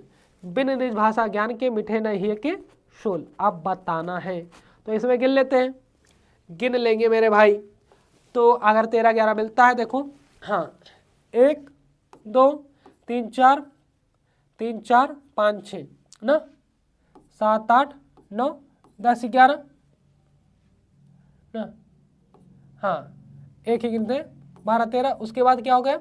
1 2 3 4 5 6 7 8 9 8 9 10, देखिएगा 11 13 होगा। यहाँ पे इसको 2 बना लेंगे। ठीक है। संयुक्त अक्षर पहले, तो यहाँ पे दोहा है। क्या भाई? दोहा है, दोहा दोहा दोहा दोहा दोहा याद कर लेंगे फिर से। देखिएगा भैया, 1 2 3 4 5 6 7 8 9 9 10 ना, 11 12 13, यहाँ तक 13, ये एक होगा। ठीक है। और ये 2 होगा। अब यहाँ पे गिन लेते हैं, 1 2 3 4 5 6 7 8 9 10 11, दोहा है। और ये हरिश्चंद्र की पंक्तियां हैं। हाँ, भारतेंदु हरिश्चंद्र की। चलो आगे, रहमन पानी राखिए बिन पानी सब सून, पानी गए न उबरे मोती मानुष चून। मोती मानुष चून, तो ये तो भैया दोहा है। क्या है? कैसे? हम गिन लेते हैं। गिनेंगे कैसे? आप लोग भी गिनिए, गिनिए मेरे भाई। हाँ, गिनिए भैया, 1 2 3 4 5 6 7 8 9 10 11 12 13। ठीक है। 1 2 3 4 5 6 7 8 9 10 11। ठीक है। 4 5 6 7 ना, 8 9 10 9, हाँ, 10 11, उबरे उबरे यह रहेगा आपका 2 हो जाएगा, 13 11 13 11। ठीक है। मात्रा को हटा बढ़ा लेंगे। दोहा और रोला से क्या बनता है? मैंने आपको ट्रिक बताया, बिछरऊ। क्या बताया मैंने? बिछरऊ बताया। हाँ, ये यहाँ पे देखिएगा, बिछ ना, बिछ रऊ, बिछरऊ बताया। वि से विषम मात्रिक, विषम, छा से छप्पय, छा से छा चरण, छप्पय, और रा से रोला, रोला, और उ से उलाला। तो हाँ, लेकिन दोहा और रोला से बनता क्या है? विकदर। क्या? विकदर। वि से विषम मात्रिक, का से कुंडलियां, दा से दोहा, रोला। प्रथम 2 चरण रोला के, दोहा के, अंतिम 4 चरण रोला के, कुंडलियां। और जिस शब्द से शुरू होता है उसी शब्द पे समाप्त होता है, जिस शब्द से शुरू होता है उसी शब्द पे समाप्त होता है। और हर गीतिका में क्या होता है? 16 12 टोटल 28 है ना, और सवया में कितना 22 से लेके 26 वर्ण, हाँ बरवय में 12 7 12 7 12 7। चलिए आगे, जिस छंद के पहले तथा तीसरे चरण में 13 13, दूसरे और चौथे में 11 11 होती है, उन्हें क्या कहते हैं, क्या कहते हैं मेरे भाई? तो इनको क्या कहेंगे? दोहा कहेंगे। 13 11 13 11 13 11 13 11 दोहा कहेंगे मेरे भाई। क्या कहेंगे? दोहा दोहा दोहा दोहा कहेंगे। चलो आगे चलते हैं। मुख कमल समीप सजे थे, दो किसले दल पुराइन के। आहा, अब बताओ मेरे भाई। हाँ, मुख कमल समीप सजे थे, दो किसले दल पुराइन के। ये आपका प्रश्न रूपक, अतिशयोक्त, उत्प्रेक्षा, उपमा। अब बताओ आप, ये नहीं बताऊंगा, ये आपका ही प्रश्न है। ये आप कमेंट में देखिए, देखता हूं मैं तो सारे प्रश्नों का उत्तर बता रहा हूं, आप बताइए तो जानू। आप भी पढ़िए ना, ढूंढिए ढूंढिए, नहीं आएगा तो बताऊंगा। चलो हाँ, उस काल मारे क्रोध के तन कांपने उसका लगा, मानो हवा के वेग से सोता हुआ सागर जगा। उदाहरण में क्या है भैया? देखो, जब बढ़ा चढ़ा के बात की जाए तब तो अतिशयोक्ति होता है, जब उपमेय की तुलना समानता उपमान से की जाए तो उपमा होता है, मन मानो जन जानो मनहु जनहु होगा तो उत्प्रेक्षा होगा, उत्प्रेक्षा होगा। रूपक चरण कमल बंदो हरिराई, जब रूप दे दिया जाएगा तब होगा वहां पे। चलो, उदित उदय गिर मंच पर रघुवर बाल पतंग, बिकसे संत सरोज सब हर से लोचन भृंग। मूंग नहीं भृंग। यहाँ पे एक बदलाव यहाँ पे भृंग कर लेंगे भाई, भृंग, ठीक है। तो यहाँ पे क्या होगा? हाँ, रूपक अलंकार। क्या होगा? रूपक अलंकार होगा, रूपक अलंकार। चलिए आगे। फूले कास सकल महि छाई, जनु बरसा ऋतु प्रगट बुढ़ाई। यहाँ पे मनु मानो जन जानो मनहु जनहु होगा तो उत्प्रेक्षा अलंकार का ही उदाहरण होगा। किसका? उत्प्रेक्षा का। ठीक भैया, इस ट्रिक से पहचानेंगे। खग कुल कुल सा बोल रहा। अब बता यमक है भाई, यमक है। क्या है? यमक अलंकार होगा, यमक अलंकार होगा। पढ़िए। हाँ, अब तो पर बार उर्वशी, सुन राधिके सुजान, तू मोहन की उर्वशी, हवे उर्वशी समान। तो यहाँ पे देखिएगा, उर्वशी शब्द के कई अर्थ हैं, उर्वशी शब्द के कई अर्थ हैं। उर्वशी ये अप्सरा ना, सुन राधिके सुजान, ठीक है। तू मोहन की उर्वशी यानी कि उर माने हृदय में वसी ना, हवे उर्वशी समान। यहाँ पे ये होना चाहिए था समान, समान समान, आप ही मेरी उर्वशी हो। दो अर्थ। यमक शब्द दो बार समान, दोनों बार अर्थ अलग। चलिए, सूर सूर तुलसी शशि उडगन केशव दास, अब के कवि खगोत सम जहता करत प्रकाश। आहा, अब बताओ क्या होगा? जल्दी से बताइए। अनुप्रास होगा, यमक होगा, अनुप्रास होगा, यमक होगा, उत्प्रेक्षा होगा कि विरोधाभास होगा? जल्दी से बताइए मेरे भाई, क्या होगा? आहा आहा, मजा आ गया। अब इसको मैं आपके लिए छोड़ता हूँ बेहतरीन। चलो इसका भी उत्तर दो।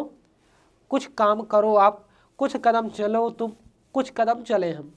रघुबर जिस प्रताप के आगे, चंद मंद रवि ताप ही त्यागे। हाँ, उपर्युक्त पंक्ति में कौन सा अलंकार होगा? कौन सा अलंकार होगा? यहाँ पे व्यतिरेक होगा मेरे भाई। क्या होगा? व्यतिरेक होगा। हाँ, यहाँ पे व्यतिरेक होगा, व्यतिरेक होगा, व्यतिरेक अलंकार होगा। चलिए आगे आ गया, ये आ गया, यहाँ पे चला गया था आगे। कोई दिक्कत वाला विषय नहीं है, ठीक भैया। व्यतिरेक, व्यतिरेक। चलिए आगे। हाँ, चिर जो जोर जुरे, क्यों ना स्नेह गंभीर, को घटिया वृजभान वे हलदर के वीर। भैया इसमें होगा श्लेष अलंकार। जब श्लेष का अर्थ होता है चिपका हुआ, शब्द एक अर्थ अनेक, चिरजीवो जोर जोरे क्यों न सने गंभीर, को घटिया ब्रिजभानुजा वे हलदर के बीर। ब्रिजभानुजा ना गाय की बैल की अनुजा और राधा से लिया गया है। हलधर माने किसान और बैल, और हलधर माने बलराम। ठीक है, आगे। हाँ, उतर नहाए जमुन जल जो शरीर सम श्याम। भैया व्यतिरेक होगा नहीं, हाँ ठीक है, नहीं यहाँ पे प्रतीप अलंकार होगा, प्रतीप अलंकार भैया, प्रतीप, प्रतीप अलंकार होगा, प्रतीप। चलो आगे। माधुर्य गुण किस रस में पाया जाता है? मधुरता वाला गुण किस में पाया जाता है मेरे भाई, आप बताना। श्रृंगार रस में पाया जाता है। किसमें? श्रृंगार में, श्रृंगार में पाया जाता है। आगे। मेरो तो गिरधर गोपाल दूजा ना कोई, ना दूजा ना कोई, जाके सिर मोर मुकुट मेरो पति सोई। ऐसी पंक्तियां कौन कह सकता है? मीराबाई, जो श्री कृष्ण को पति के रूप में पूजती थी। क्या है? श्रृंगार रस। और क्या है? संयोग है। चलो आगे। कवि बिहारी मुख्यतः किस रस के कवि हैं?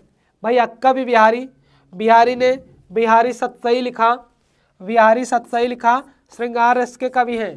किसके हैं? श्रृंगार रस के कवि हैं। और करुण का अस्थाई भाव शोक है, और इसका क्या है? उत्साह है, और इसका क्या है? रति है। इसका क्या है? अनुराग, भक्ति विषयक, भक्ति विषयक अनुराग, भक्ति विषयक अनुराग है। चलिए बताइएगा जल्दी। सर्वश्रेष्ठ रस किसे माना जाता है? रौद्र रस, श्रृंगार रस, करुण रस और वीर रस। भैया क्या है?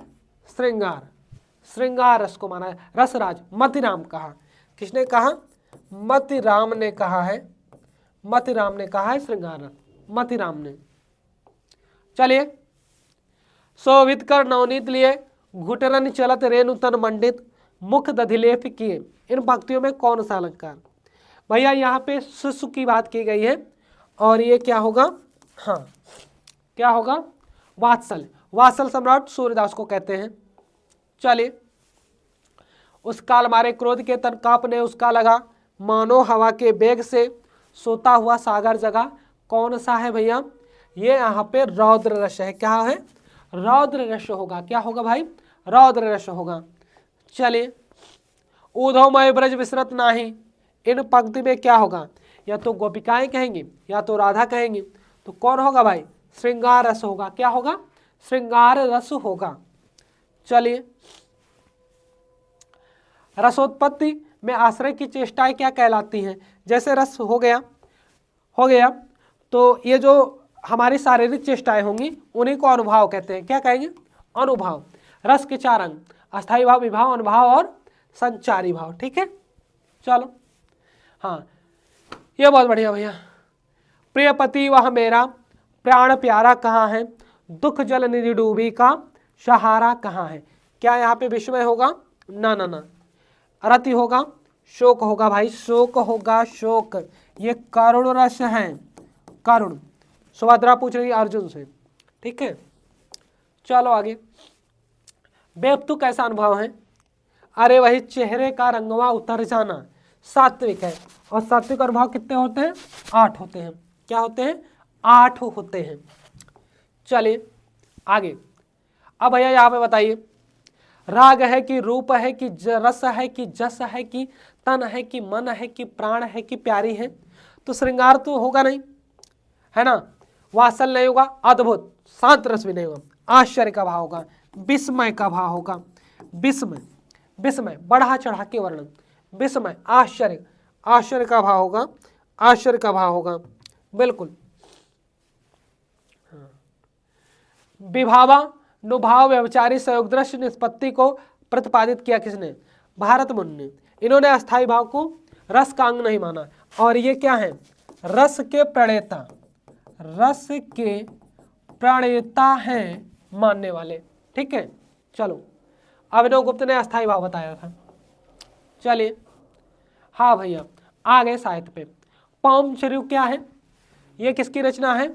स्वयंभू की है। किसकी? इनको अपभ्रंश का वाल्मीकि और व्यास दोनों कहा जाता है। अपभ्रंश का वाल्मीकि और व्यास दोनों कहा जाता है। पौमचर्यु एक राम काव्य है। विद्यापति ने कीर्तिलता, कीर्ति पताका और पदावली लिखा। चंद्रवरदाई पृथ्वीराज रासो लिखे। अब्दुल रहमान संदेश रासक लिख रहे हैं। चलो, गोरखबानी के संपादक कौन हैं? रामचंद्र शुक्ल चिंतामणि लिखे हैं। श्याम सुंदर दास कबीर ग्रंथावली लिखे हैं। हजारी प्रसाद द्विवेदी कुटज लिखे हैं। पीताम्बर दत्त बड़थवाल, इन्होंने गोरखबानी का संपादन इन्होंने किया था। इम्पॉर्टेंट है, ये याद रखिएगा। हाँ, किसने? पीताम्बर दत्त बड़थवाल। चलो आगे, इनमें से कौन सा कवि रीतमुक्त कवि नहीं है?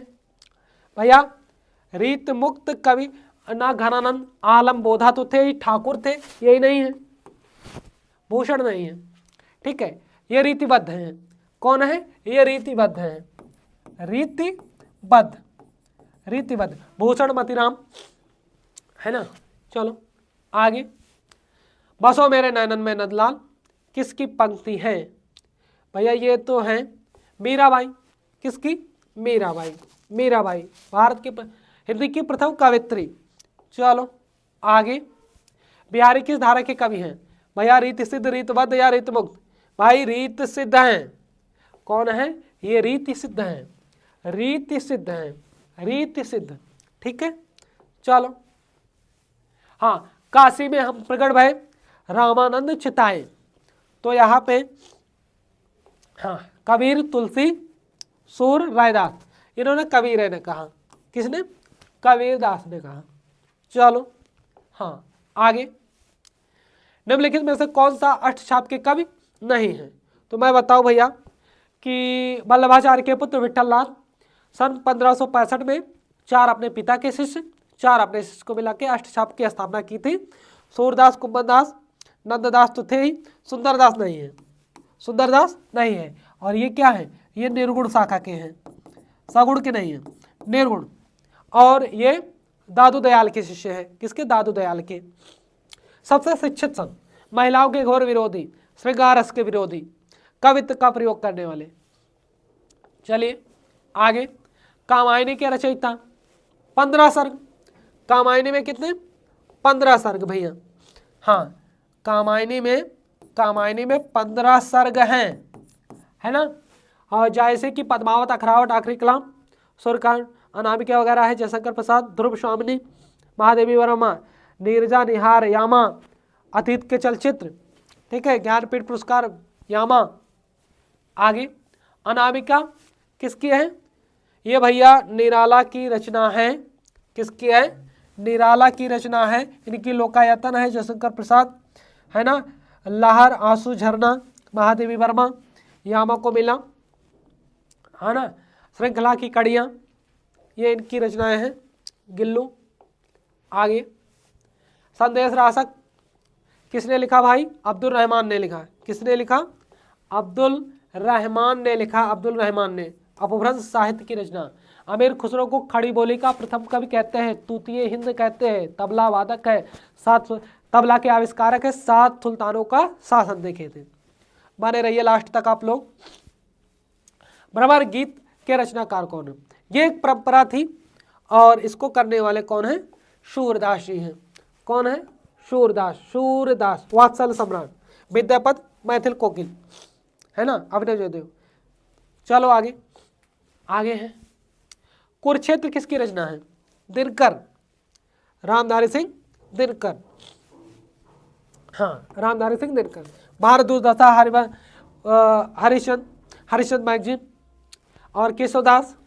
रामचंद्रिका, छंदों का अजायब घर। रामचंद्रिका, छंदों का अजायब घर, एक रात में लिखी गई रचना। अलंकारवादी कवि और कठिन काव्य का प्रेत, केशवदास।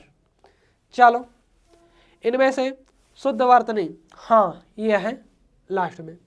ठीक है, यह है सृष्टा, माने कि सृष्टि का पालन करता, बनाने वाला सृष्टा। ठीक है, बनाने वाला। आगे, शुद्ध वर्तनी क्या है? अभ्यस्त, सी वाला। कौन सा सही होगा? बताओ भाई, क्या होगा? अभ्यस्त, सी वाला इज द राइट। आगे, हाँ, इनमें से कौन सी वर्तनी शुद्ध है? भैया पुरुषार्थ जो होता है ना, पौरुष, क्या सही होगा? पौरुष सही होगा मेरे भाई, पौरुष सही होगा। तो प्यारे साथियों, आप लोगों का सहयोग अंत तक बना रहा, इसके लिए ढेर सारा आभार आप लोगों का। और फिर हम मिलेंगे अच्छे प्रश्नों की श्रृंखला के साथ अगले मंगलवार को, और उम्मीद करता हूँ ये सेशन आप लोगों के लिए हितकारी ही होगा और आपके उज्जवल भविष्य में सहायक होगा।